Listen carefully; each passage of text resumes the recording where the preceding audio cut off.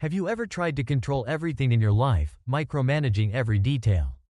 Forcing things to go your way, only to end up exhausted, disappointed, and emotionally drained? And yet, there were moments when you simply let go, when you stopped trying to make it happen. And strangely enough, that's exactly when good things found their way to you. As effortlessly as a breeze. So what truly creates change?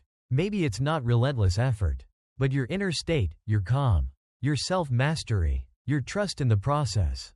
This is where an unexpected yet powerful intersection happens between ancient Stoic philosophy and the modern law of attraction. At first glance, they seem to contradict each other. Stoicism tells you to let go of expectations and accept reality as it is, while the law of attraction tells you to visualize, attract, and believe in the good that's coming. But when you look deeper, they actually point to the same core truth: your power lies within. Stoicism doesn't teach you to change the world around you. It teaches you to change how you respond, to remain steady in the face of what you can't control. Meanwhile, the law of attraction emphasizes that the energy you carry, your thoughts, emotions, and vibration, shapes the reality you experience. When combined, these two perspectives allow you to stop struggling and start living with intentional ease, clear about what you want, but detached from the outcome. So instead of demanding, learn to release at the right time. Letting go isn't giving up, it's letting go of force. You still take action, set goals, and move with purpose, but you're no longer emotionally enslaved by the outcome. You plant the seed, and then you wait with peace, no matter what harvest arrives. And ironically, it's in this surrendered state that you become more magnetic than ever to opportunities, people, and the very things you once chased. So how do you embody this mindset? How do you live with intention while staying effortlessly open? Let's dive deeper into the core principles, where Stoic clarity meets attraction energy, and discover the art of living steady, living light, and drawing good things in. Lesson 1. Do your best and detach. We've all been there, pouring our heart into something and then gripping tightly, hoping, worrying, obsessing over the outcome. Whether it's nailing a job interview, waiting on a response to that message, or chasing a dream that feels just out of reach, the pattern is familiar. Do more. Stress more. Hold on tighter. But here's the paradox: the more we chase, the more things seem to slip away. Think of a child chasing a butterfly. The harder they run after it, the more it flutters out of reach. But the moment they sit down, quiet and still, the butterfly might just land on their shoulder. That's the lesson. Do your best, and then let go. This isn't about apathy. It's not a free pass to quit early or avoid responsibility.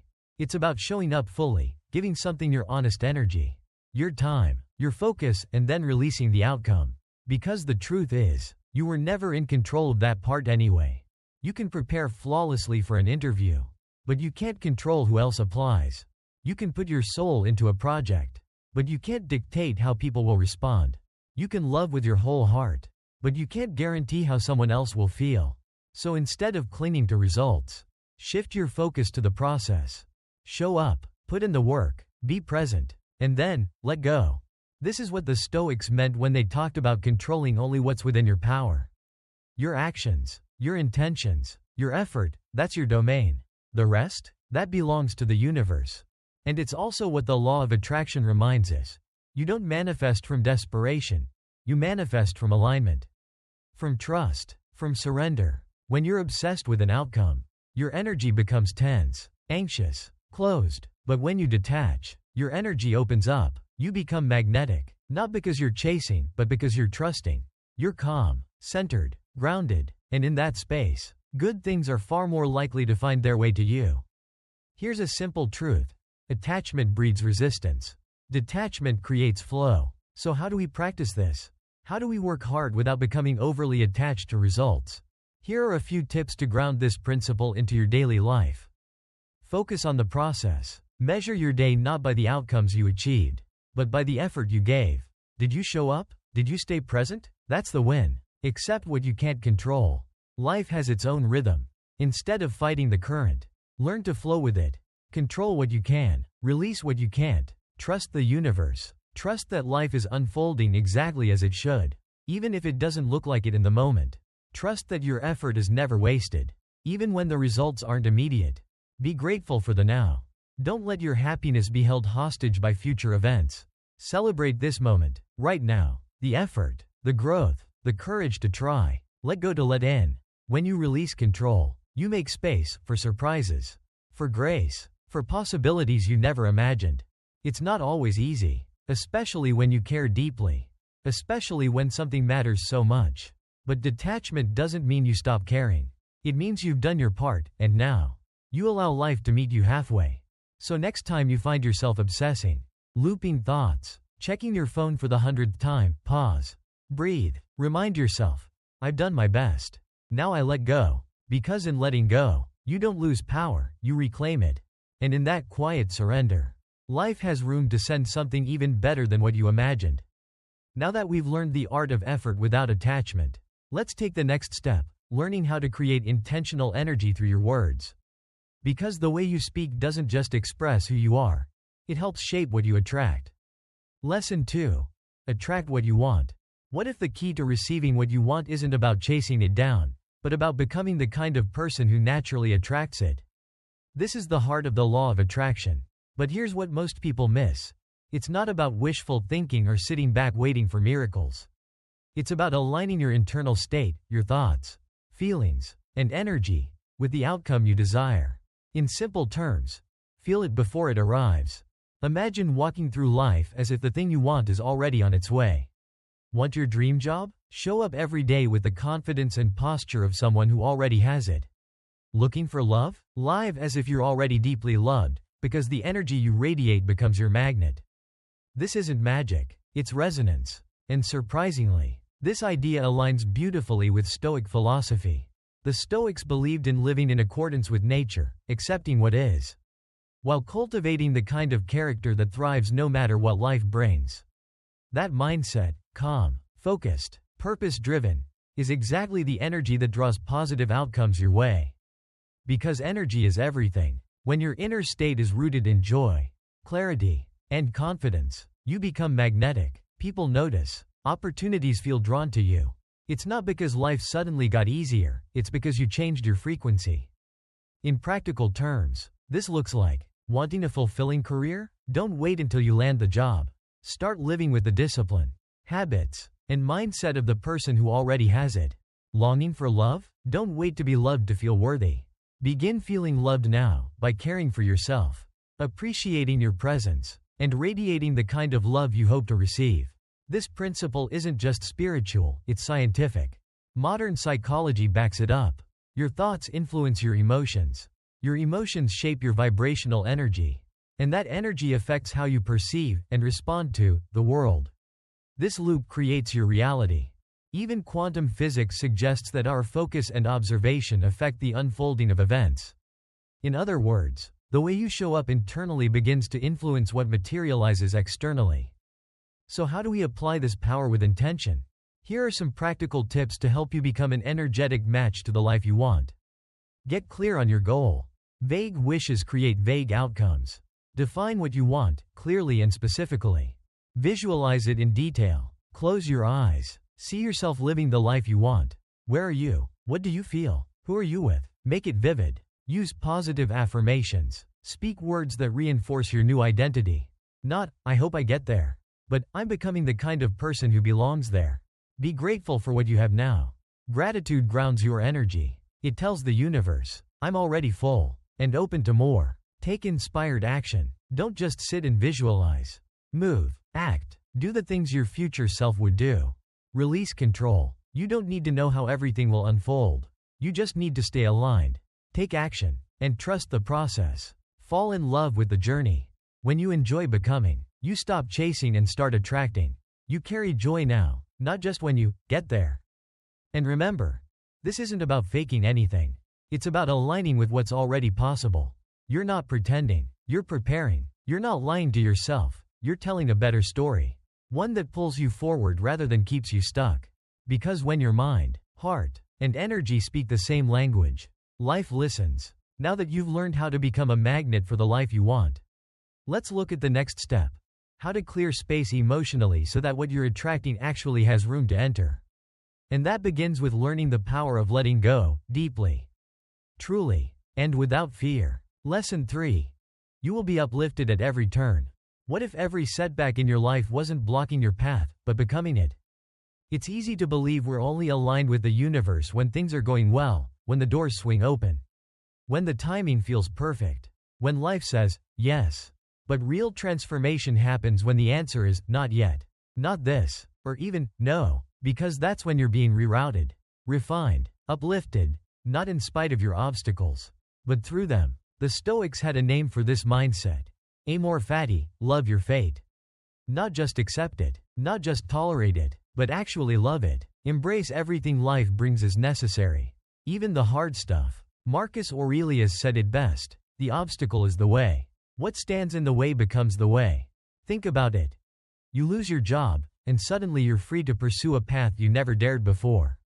A relationship falls apart, and in the quiet aftermath, you rediscover your voice. You face rejection, and it strengthens your resolve to become better, clearer, bolder. None of these things feel like blessings in the moment. But with time and perspective, you begin to see, they weren't punishments. They were redirects, detours towards something more aligned. Science backs this up too. When you shift your perception of a challenge, your body follows. Your brain stops triggering panic. Cortisol levels drop. You produce more serotonin, dopamine, and oxytocin, chemicals that support focus, healing, and resilience. In other words, changing the way you see hardship can change your biology and your destiny. Your vibration rises. You become emotionally lighter, mentally sharper, and that energetic shift, it changes what you attract. Struggle no longer repels abundance. It becomes the soil that abundance grows from.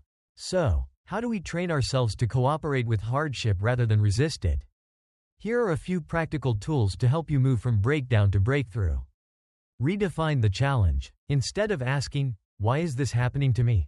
Try, what is this here to teach me? That question alone can flip your entire perspective. Practice gratitude for the small things. Even in chaos, there's always something steady, a sunrise, a kind gesture, a deep breath. Gratitude grounds you and reminds you that not all is lost. Believe that everything has purpose, whether or not you see it now. Trust that life is organizing itself for your growth. Accept change. Stop clinging to what was, and open yourself to what could be. Resistance only adds weight. Acceptance creates flow. Build your resilience muscle. Resilience isn't about never falling. It's about bouncing back with wisdom. Every time you rise, you train your nervous system to rise faster. Live in alignment. When your goals and values are clear, even painful moments feel purposeful. You know what you're moving toward, even if the road twists. And most importantly, don't wait for hindsight to find meaning.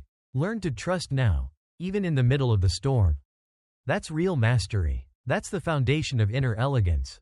Because when you start to meet every obstacle with openness instead of fear, you become unstoppable. When you see detours as divine setups, not delays, you start moving through life with less panic and more peace. And in that calm, you attract better, you create better, you become better. So the next time life hands you something heavy, pause, breathe, remind yourself, this isn't happening to me, it's happening for me. And if you keep showing up with trust and presence, you'll find, often in the most unexpected ways, that life really does rise to meet you. Now that we've learned how challenges can become allies when we shift our mindset, let's take one more step inward by tuning in to the stillness within. Because the ability to quiet the mind and open the heart is what allows all this wisdom to settle in and take root. Let's explore that next. Lesson 4. Where do your desires come from? We often treat our desires like commands. A want shows up, and suddenly, we must have it. A new car, a better title, more likes, a perfect partner. It feels urgent, convincing, almost true. But have you ever stopped to ask, where does that desire actually come from? Is it something you truly want, or something you were taught to want?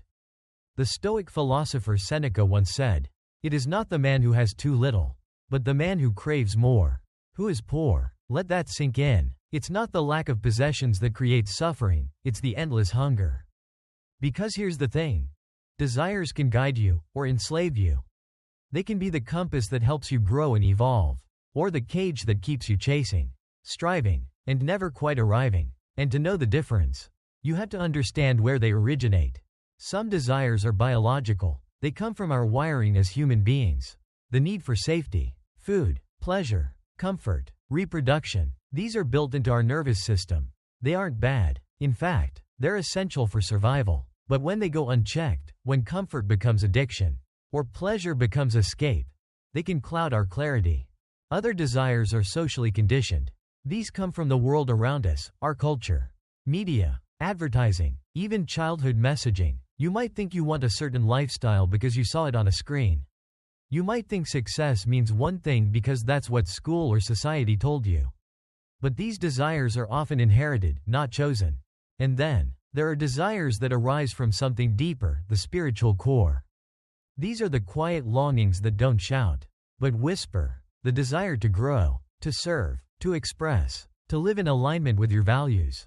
These aren't about impressing others, they're about becoming more yourself. When you begin to untangle these layers, everything shifts. You stop blindly chasing, and start intentionally choosing. You go from reacting to reflecting. You ask, is this my voice, or someone else's? Is this leading me toward fulfillment, or further away? Do I want this because it resonates, or because I was told I should? And from that space of honesty, you begin to reclaim your power. So how do you practice this in everyday life? Here are a few tools to help you discern and realign. Self-inquiry. Spend time with your desires. Don't just indulge them, examine them. Ask yourself, what am I really looking for beneath this? Sometimes the craving for status is actually a desire to feel worthy. Sometimes the longing for wealth is really about safety. Clarify your values. When you know what matters most to you, authenticity, freedom, peace, it becomes easier to recognize which desires align and which ones distract. Challenge assumptions. Just because everyone wants something doesn't mean you have to. Learn to question inherited goals. Practice mindfulness. Meditation helps create space between the desire and the reaction. That space is where wisdom lives. Study philosophy. Reading thinkers like Epictetus, Seneca, and Marcus Aurelius gives you a framework to understand your mind and the world more clearly. Their insights offer anchors in a sea of noise. Because ultimately, desires are not the enemy. They're a signal, a compass, but they are not the captain. You are. And when you learn to hold your desires with curiosity, not urgency, you begin to lead a life that's less reactive and more real. Less about having more, and more about being more. So the next time a desire pulls at you, pause, look closer, ask yourself, is this moving me toward the life I want to build, or away from it? Because when you master the art of discerning your true desires, you stop being a prisoner of your impulses, and become the architect of your path. And now that we've begun tuning into what truly matters to us, let's explore how the quality of our energy, our calm, our clarity, our vibration, shapes how the world responds to us. Because sometimes, the most powerful shift begins not with what we do, but with the frequency we carry. Let's dive into that next. Lesson 5. Live within your imagination. What if the most powerful force shaping your future isn't outside of you, but inside your own mind? We're often told to be realistic, to face the facts, to stay grounded, and while practicality has its place, it's imagination, not logic, that builds bridges where there were once walls. Every invention, movement, and breakthrough began as an idea in someone's mind before it ever touched the real world. Your imagination is not just a playground, it's a blueprint. It's the space where vision is born, where beliefs are shaped, where identity begins to shift. The Stoics understood this deeply. As Epictetus once said, we are not disturbed by things, but by the views we take of them. In other words, we don't react to reality, we react to our interpretation of it. And what shapes our interpretation more than anything? Our imagination. Modern science agrees. Neuroscience tells us that the brain can't always distinguish between a vividly imagined experience and a real one. Through the power of neuroplasticity, visualization doesn't just entertain, it rewires. When you repeatedly picture something, your brain begins to build new pathways as if it's already happening. Meanwhile, quantum physics suggests that observation and intention influence reality. That your inner world doesn't just reflect your life, it begins to shape it. Even Oprah has echoed this truth. You become what you believe. So, here's the question. Are you using your imagination to build your future, or relive your fears? Because most people do the latter. They visualize worst-case scenarios, rehearse failure, replay old wounds, and as a result, their subconscious follows that script. Their beliefs shrink, their decisions tighten, their energy contracts. But what happens when you reverse the pattern? What happens when you begin to live inside the vision of your future self? You start walking differently, talking differently, thinking with clarity, choosing with confidence, and showing up as the version of yourself who already has what you desire. And when you do that consistently, your reality starts to catch up. So how do you turn imagination into transformation? Here are a few grounded ways to practice this daily. Dedicate time to visualize, just 5 to 10 minutes a day. Close your eyes and see the version of your life you're stepping into. Feel it, smell it, hear it, make it real. Create a vision board. Fill it with images that reflect your goals, places you want to go, the energy you want to carry, the values you want to embody. Put it somewhere visible. Write your life script. Describe your ideal day, your ideal lifestyle, your ideal self, as if it's already happening. Let your imagination guide your pen. Repeat positive affirmations, not empty slogans, but statements that reinforce your identity. I am becoming, or I now allow myself to. Live, as if. Make small decisions today that your future self would be proud of. Dress for where you're going. Speak with the confidence of someone who already belongs there. This practice isn't about pretending. It's about aligning, about training your brain to believe something new, and helping your energy match that belief. Because the world doesn't just respond to what you want, it responds to who you're being. And here's the quiet truth. The person who lives inside their vision is often more grounded than the one obsessed with realism. Because they're not reacting to life, they're directing it. They carry an energy of purpose, intention, and quiet certainty. So the next time someone tells you to come back to reality, smile and remember, you're not escaping reality, you're redefining it. And from that place of deep inner alignment, it becomes easier to face life's uncertainties, not with fear, but with clarity, because you've seen the path, you've walked it in your mind, and now, step by step, you're calling it into being. Which leads us perfectly into our next lesson. Learning how to stay present and grounded in the now, even as you build toward the future. Because imagination without presence is fantasy. But imagination anchored in awareness? That's power. Let's dive into that next. Lesson 6. Finding peace. We spend so much of life chasing things, goals, milestones, recognition, control. But what if the thing we're really searching for is peace? Not the temporary kind you get when everything goes your way. Not the kind that depends on circumstances. But something deeper. A calm rooted so firmly within you that it doesn't waver when the world does. Seneca, the great Stoic philosopher, once wrote, "True happiness is to enjoy the present, without anxious dependence upon the future." That wisdom rings as true now as it did 2,000 years ago. Because the truth is, peace isn't something you find outside, it's something you return to inside. Yet for many of us, inner peace feels just out of reach. We tie it to a future version of life. I'll feel calm when I get the promotion. I'll feel safe when I have more money. I'll be happy when I find the right person. But that kind of peace is always conditional and fragile. Real peace begins when you let go of the need to control the future and instead learn to live fully in the present. When you surrender your obsession with, what if, you gain access to, what is. And in that moment, right here, right now, there's more stillness, more abundance, more joy than your anxious mind usually allows you to see. As Deepak Chopra puts it, the universe is a field of infinite possibilities. But you can't receive those possibilities if your mind is constantly clouded by fear, doubt, and old programming. The biggest obstacles to peace aren't out there, they're within us. Limiting beliefs whisper, "You're not enough." Fear of failure tells you to stay small. Self-doubt erodes your confidence, even in moments of clarity. So how do we quiet that noise and return to peace? Here are a few practices that help bring your mind home to stillness. Mindful meditation. Even 5 minutes a day of simply breathing and observing your thoughts can shift your entire nervous system. It's not about clearing your mind, but learning not to believe every thought that passes through. Release control. Notice where you're gripping too tightly, trying to force outcomes, people, or timelines. Gently remind yourself, what's meant for me will come, and what isn't will pass. Practice gratitude. Gratitude rewires your focus. It trains your brain to look for what's right, not just what's missing. When you're thankful for the now, you stop placing your happiness in some distant someday. Challenge limiting beliefs. Catch the inner critic in action. Write down the stories you tell yourself and question them. Are they true, or just old echoes from the past?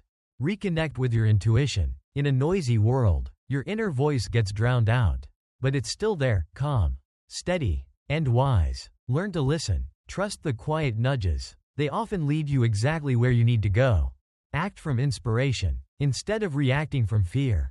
Ask, what would feel expansive right now? Sometimes the most peaceful action is the one that's aligned, not urgent, but true. And here's the irony. When you start cultivating inner peace, your outer life begins to transform. You make better decisions. You attract calmer people. You respond, instead of react. You create from a space of clarity, not desperation. You stop chasing peace and start becoming it. Because peace isn't the end goal. It's the foundation. It's the starting point from which happiness, love, success, and impact can flow naturally, effortlessly. So if the world feels chaotic, go inward. Create a space of calm within your body, your breath, your heart. That space? That's where your power lives. And once you've rooted yourself in that stillness, you'll begin to see challenges as invitations, not interruptions. You'll notice beauty in ordinary things. You'll stop waiting for life to calm down and realize you are the calm. Now that we've discovered the power of inner peace, let's look at how we amplify that energy by aligning with others, because your environment, especially the people you surround yourself with, plays a massive role in sustaining this stillness and joy. Let's explore that next. Lesson 7. Be happy. We often treat happiness like a prize, something we'll earn once we've accomplished enough, fixed enough, or achieved the right balance of money, love, and success. But what if happiness isn't the result of life going well? What if it's the starting point?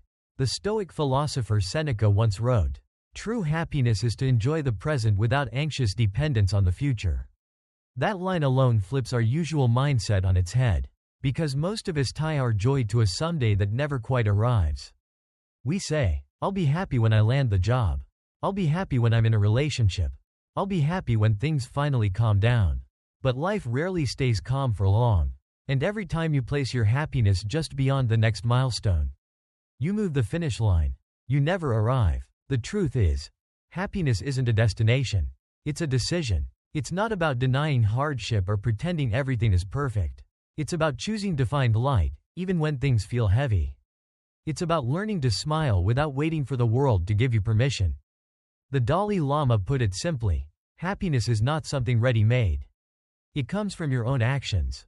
And science agrees. Psychologists call it the happiness advantage. Studies show that when we choose to cultivate a positive mindset, everything else, productivity, creativity, relationships, even health, gets better. In other words, happiness doesn't follow success. Success follows happiness. So how do we practice happiness as a daily choice? Not a conditional reward? Here are a few simple but powerful ways to invite more joy into your life. Keep a gratitude journal. Each day, write down 3 things you're thankful for, big or small. Gratitude rewires your brain to focus on what's working, not just what's missing. Practice present moment awareness. Whether you're drinking coffee, walking outside, or doing the dishes, be there. Savor the little details. Happiness is often hiding in the ordinary.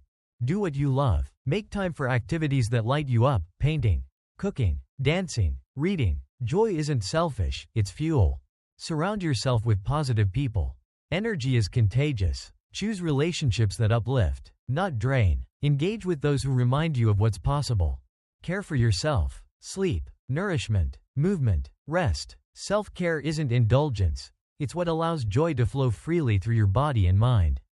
Believe in your dreams. Don't give up on what lights you up just because it's hard. Joy grows when we stay connected to our deepest hopes, even if the path isn't clear yet. Celebrate small wins. Don't wait for big milestones to feel proud. Every step counts. Acknowledge your progress, even if it's just showing up when you didn't feel like it. And when negative emotions show up, and they will, don't push them away. Let them move through you without taking the driver's seat. Sadness, frustration, fear, they're part of life. But they don't have to define your state of being. You can hold space for discomfort and choose joy. Because joy is a radical act. In a world that constantly says, more, happiness says, this is enough, for now. It doesn't mean you stop growing. It means you stop punishing yourself until you arrive. You start honoring this moment, as it is, while holding space for what's to come. And here's the most beautiful part. When you live from joy, you give others permission to do the same. Your happiness becomes healing. Your light becomes a lighthouse. And you begin to attract not just success, but meaning, connection, and peace. So don't wait to feel happy. Be the reason joy walks into the room. And now that we've grounded ourselves in happiness as a daily practice, let's look at how to keep that energy strong, even when life feels unpredictable. Because the next key to emotional freedom is learning how to ride the waves of life without getting lost in them. Let's explore that next. Summary message. What's meant for you won't require you to chase it endlessly. It won't demand that you lose yourself, force outcomes, or hustle from a place of fear. Instead, it will come when you let go, when you stop running after it with clenched fists and start walking in alignment with who you truly are. You don't need to become someone else to be worthy of love, peace, or success. You just need to return to yourself, to your stillness, to your inner wisdom, to the quiet knowing that everything you've been looking for already exists within you. When you stop the meaningless race, when you release control and soften your grip on how life should unfold, something beautiful happens. Life begins to meet you where you are. Because the truth is, manifestation isn't about force, it's about frequency. You attract not what you chase, but what you are in harmony with. So breathe, trust, let go of the rush. Everything you seek is already seeking you. And when you're aligned, it knows exactly how to find you.